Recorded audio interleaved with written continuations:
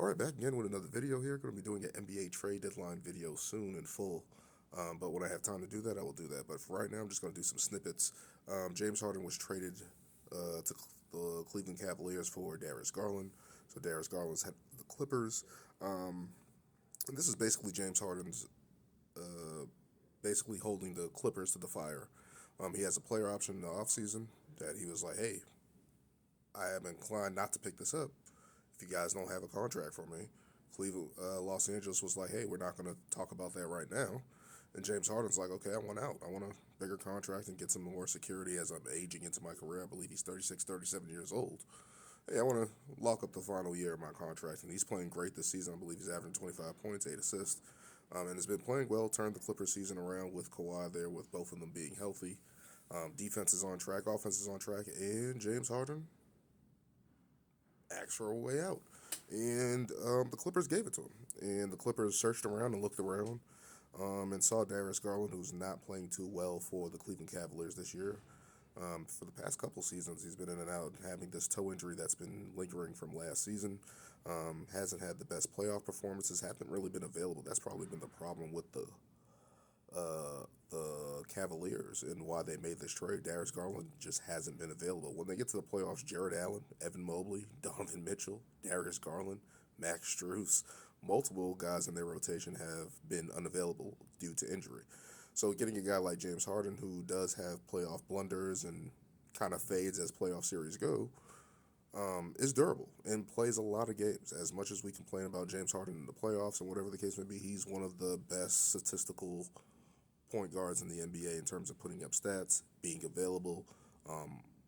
And I think this can work for Cleveland because of what they have. And Donovan Mitchell has been carrying that team all season. And that was the biggest thing, is like, who is going to help Donovan Mitchell in this, right? Because Evan Mobley hasn't really taken the lead. Jared Allen has been in and out. Darius Garland really hasn't been working well next to Donovan Mitchell. So a change needs to be had. And Max Strus has been out all season, so he's not providing that shooting and spacing that they desperately need. Tyson for them has played well, but it's just like no one has really stepped up to grab the offensive role next to Donovan. It's kind of just been Donovan one-man show, and they've been struggling to win games here and there. So bringing in James Harden does work. Cleveland does play fast, and that's where I'm kind of wondering how this is going to work, because the Clippers are one of the slowest teams in the league, and James Harden likes to dribble the air out the ball until he gets a shot off or finds a guy open.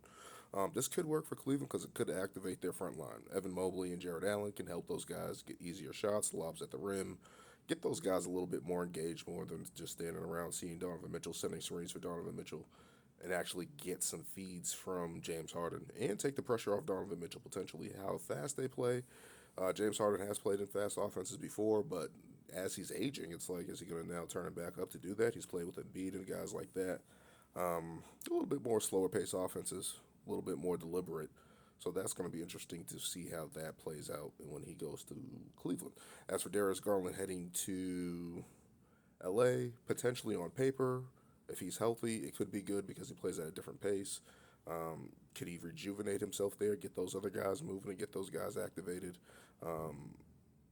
and see what happens down the future? He's 10 years younger than James Harden, so that is something that's the biggest thing. And I don't know what the Clippers are doing going forward because they traded Zubac. I'll talk about that in a different video.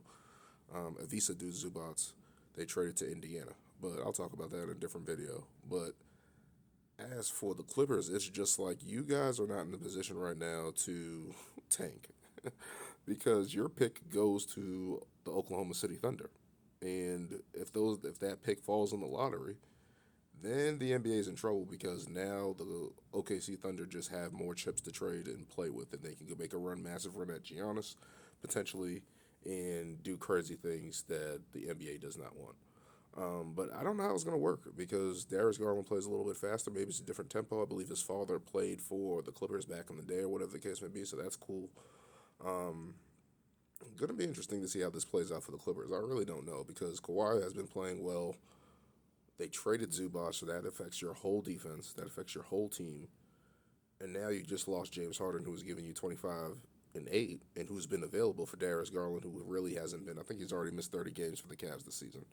So now you're there with a little bit of uncertainty. You're hoping that he gets healthy and can help your team down the line, but I just don't know what moves the Clippers make. Let me know what you guys think about this trade down in the comments. Thank you. Like, comment, and subscribe. Thank you.